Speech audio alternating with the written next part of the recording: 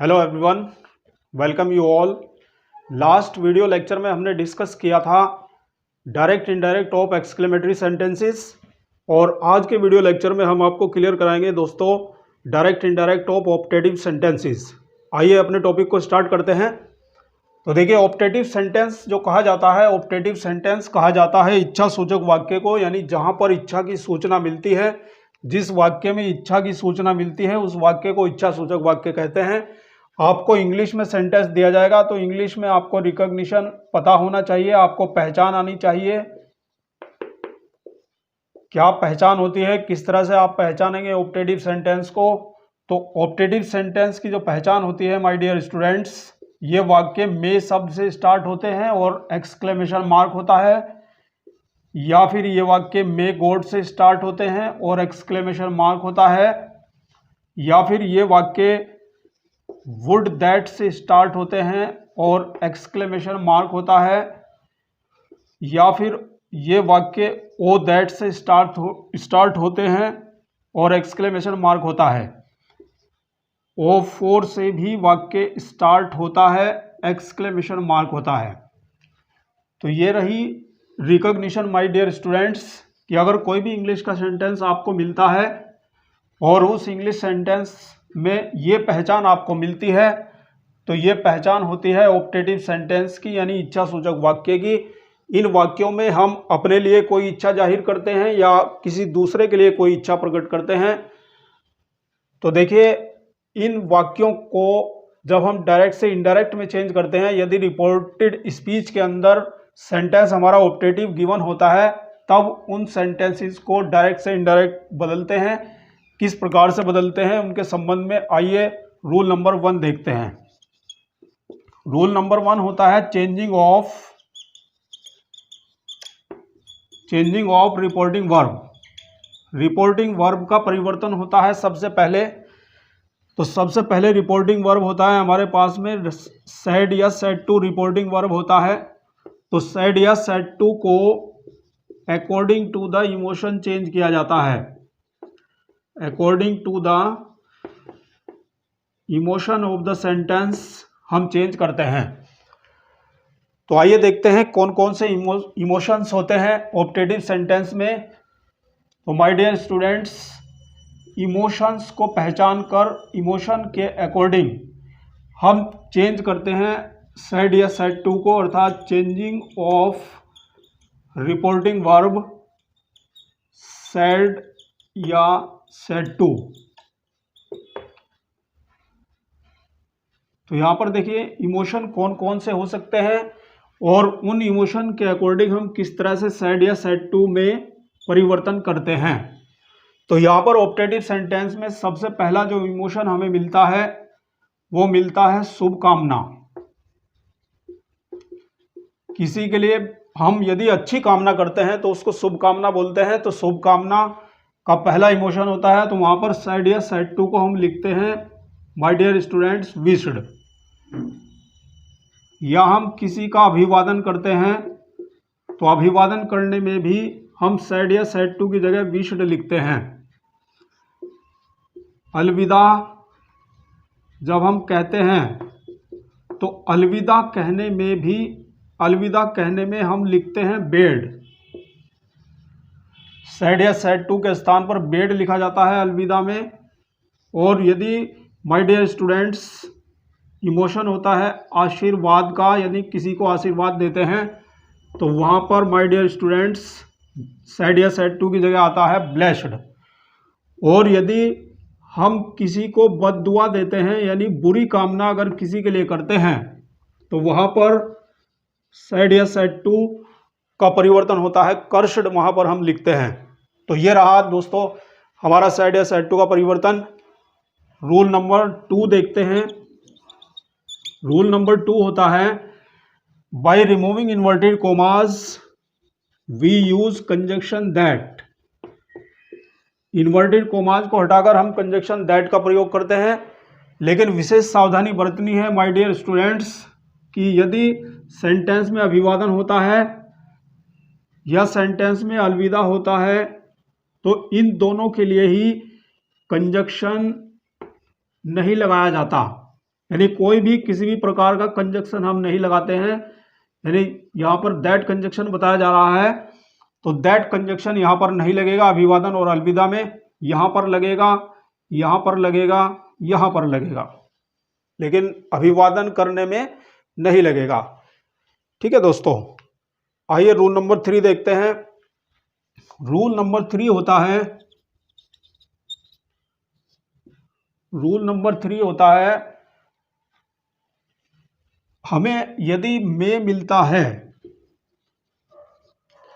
तो हम मे को माइट में बदलकर, यानी मे को हम चेंज कर देते हैं माइट में, और इस माइट को हम सब्जेक्ट के बाद लिखते हैं। यानी दोस्तों जो माइट हमने चेंज किया है सब्जेक्ट के बाद हम लिखते हैं, यानी we write might after the subject के बाद हम माइट को लिखते हैं, यानी मे को माइट में बदलकर हम सब्जेक्ट के बाद लिखते हैं। रूल नंबर 4 कहता है दोस्तों,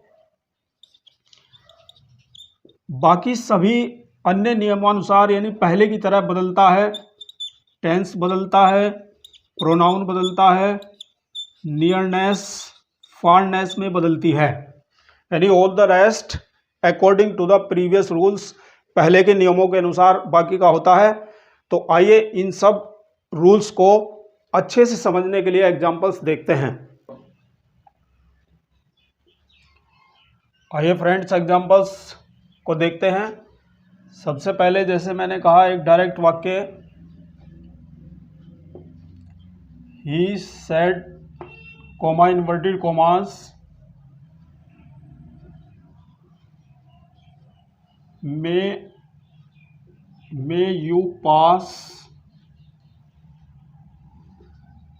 you pass this year। ये हमारे पास डायरेक्ट सेंटेंस है, इसको हमें इनडायरेक्ट में चेंज करना है। तो इसको इनडायरेक्ट में बदलने के लिए सबसे पहला परिवर्तन होगा हमारा रिपोर्टिंग वर्ब का परिवर्तन होगा। सेड या सेड टू बदलता है। यहाँ पर देखिए अच्छी कामना की जा रही है, शुभ कामना है, तो विश्ड में बदलेंगे, तो यहाँ पर हो जाएगा ही विश्ड, कंजक्शन लगाएंगे दैट, और मे को माइट में बदलकर सब्जेक्ट के बाद लिखा जाता है। अब सब्जेक्ट को चेंज करना है, सब्जेक्ट हमारा सेकंड पर्सन है, सेकंड पर्सन प्रोनाउन ऑब्जेक्ट के अनुसार बदलता है। ऑब्जेक्ट यहाँ पर गिवन नहीं है तो अपनी तरफ से मान करके कुछ भी लिख सकते हैं। मैंने यहाँ पर हिम माना तो हिम के अकॉर्डिंग यहाँ पर ही हो जाएगा। अब मे को माइट में चेंज करेंगे और सब्जेक्ट के बाद लिखेंगे दोस्तों ही माइट पास, दिस का दैट हो जाएगा, नियरनेस फारनेस में बदल जाएगी दैट ईयर, और एक्सक्लेमेशन मार्क को हटाकर फुल स्टॉप लगाते हैं। अलग से टेंस बदलने की आवश्यकता नहीं होती है माय डियर स्टूडेंट्स, विशेष ध्यान देंगे। वर्ब को नहीं बदलना है क्योंकि टेंस बदल चुका है। मे को हमने माइट में बदल दिया है, यानी मे प्रेजेंट में यूज़ किया जाता है और माइट पास्ट में यूज़ किया जाता है। तो मे को जब आप माइट में बदलेंगे तो आपका टेंस चेंज हो चुका होगा, तो वर्ब के साथ कोई भी छेड़खानी नहीं करनी है। तो ये रहा हमारा फर्स्ट एग्जाम्पल। आइए अगला एग्जाम्पल देखते हैं। जैसे मैंने कहा अ हर्मिट सेड टू मी, एक साधु ने मुझसे कहा मे यू नेवर गेट सक्सेस। ये यहाँ पर कोई डायरेक्ट सेंटेंस गिवन है, इसको हमें चेंज करना है इनडायरेक्ट में। तो देखिए दोस्तों सबसे पहला जो परिवर्तन होगा वो हमारा रिपोर्टिंग वर्ब का परिवर्तन होगा। रिपोर्टिंग वर्ब को चेंज करते हैं according to the emotion of the sentence. Emotion को समझते हैं, may you never get success, तुम्हें कभी भी सफलता न मिले। तो यहाँ पर माय डियर स्टूडेंट्स बद्दुआ दी गई है, बुरी कामना की गई है, तो यहाँ पर सेड टू का कर्षड हो जाएगा। तो यहाँ पर हो जाएगा a hermit cursed me. Conjunction लगाएंगे that, a hermit cursed me that. अब यहाँ पर मे को माइट में बदलकर सब्जेक्ट के बाद लिखते हैं। सबसे पहले इसको चेंज करना है। सेकंड पर्सन प्रोनाउन बदलता है ऑब्जेक्ट के अकॉर्डिंग, और ऑब्जेक्ट यहाँ पर मी है, तो यू का मी के अनुसार बदलना है। जिसको बदलना होता है उसके तीनों रूप लिखते हैं, यू, योर, और जिसके अनुसार बदलना है मी आता है आई में, आई, मी, माई। तो यहाँ पर देखिए ये जिसे हम बदल रहे हैं वो सब्जेक्ट है, तो पहला केस सब्जेक्ट होता है, दूसरा ऑब्जेक्ट होता है, तीसरा पॉजेसिव केस होता है। तो पहले केस में मिलान करेंगे क्योंकि सब्जेक्ट को चेंज कर रहे हैं, तो आई हो जाएगा दोस्तों। तो यहाँ पर बदल करके आई हो जाता है। फिर मे को माइट में बदलते हैं, आई माइट। यहाँ पर टेंस चेंज हो चुका है, बाकी सेम रहेगा, I might never get success. Full stop लगाएंगे, एक्सक्लेमेशन मार्क को हटाएंगे। ओके स्टूडेंट्स, अगला एग्जाम्पल देखते हैं। नेक्स्ट एग्जाम्पल देखिए, मैंने कहा my friend said, comma inverted commas, good night. Indirect में बदलेंगे तो क्या हो जाएगा, यहाँ पर इमोशन को समझते हैं, तो इमोशन यहाँ पर good night, goodbye, farewell, ये अलविदा की सेंस में हम यहाँ पर सेड या सेड टू को बेड लिखते हैं। तो ये हो जाएगा my dear students, my friend bed. और कंजक्शन लगाया नहीं जाता है अभिवादन में, और अलविदा में कंजक्शन हम लगाते नहीं हैं, तो यहाँ पर डायरेक्टली फिर आ जाएगा good night. Okay students, next example is I said, comma inverted commas, good morning.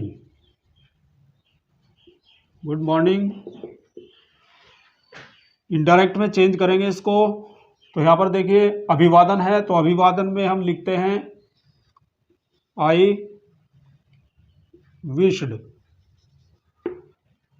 Conjunction नहीं लगेगा, आई विश्ड गुड मॉर्निंग।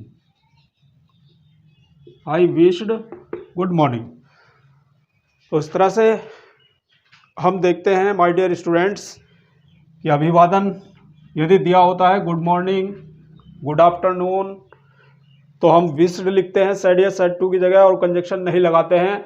और अलविदा की सेंस में goodbye, good night, farewell यदि होता है तो सेड या सेड टू की जगह हम बेड लिखते हैं और कंजक्शन नहीं लगाते हैं।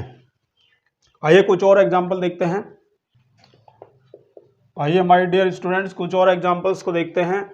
तो देखिए आपको बिल्कुल क्लियरली मैंने बताया है कि जो भी वाक्य वुड दैट से स्टार्ट होता है और उसमें एक्सक्लेमेशन मार्क होता है, या सेंटेंस हमारा ओ दैट से स्टार्ट होता है, एक्सक्लेमेशन मार्क होता है, या सेंटेंस हमारा ओ फोर से स्टार्ट होता है, एक्सक्लेमेशन मार्क होता है, तो इस तरह के वाक्य में हम रिपोर्टिंग वर्ब सेड या सेड टू का जो परिवर्तन करते हैं, सेड या सेड टू की जगह हम विश्ड लिखते हैं और my dear students conjunction that लगाते हैं। तो आइए एग्जाम्पल देखते हैं, बहुत आसानी से पढ़ते हैं, कहीं से कोई समस्या नहीं है। जैसे डायरेक्ट सेंटेंस मैंने कहा he said, comma inverted commas, would that he were here, काश वह यहाँ होता। उसने कहा काश वह यहाँ होता। डायरेक्ट से इनडायरेक्ट में बदलेंगे तो सैड को बदलेंगे विश्ड में, ही विश्ड, दैट कंजक्शन लगाएंगे, वुड दैट को हटा देंगे और यहाँ पर हो जाएगा my dear students he was, were को चेंज करेंगे, हैड बीन, हियर को चेंज करेंगे देयर में, क्योंकि नियरनेस बदलती है फारनेस में, और बाद में फुल स्टॉप लगाएंगे, एक्सक्लेमेशन मार्क को हटाएंगे। तो इस तरह से डायरेक्ट से इनडायरेक्ट हमारा चेंज हो जाता है, he wished that he had been there. Next example देखते हैं, he said comma inverted commas O that I had the wings of a bird, exclamation mark. इसको हम चेंज करते हैं इनडायरेक्ट में, तो क्या हो जाता है माय डियर स्टूडेंट्स, सेड को चेंज करेंगे तो विश्ड हो जाएगा, ही विश्ड, कंजक्शन लगाएंगे दैट, ओ दैट हट जाएगा, आई को चेंज करेंगे, आई फर्स्ट पर्सन प्रोनाउन होता है, सब्जेक्ट के अकॉर्डिंग बदलता है, आई का ही के अकॉर्डिंग ही हो जाएगा, और यहाँ पर हेड का हेड ही रहेगा, he had the wings of a bird. Exclamation mark को हटाकर फुल स्टॉप लगाते हैं। आइए एक और एग्जांपल देखते हैं। इसी तरह से मैंने कहा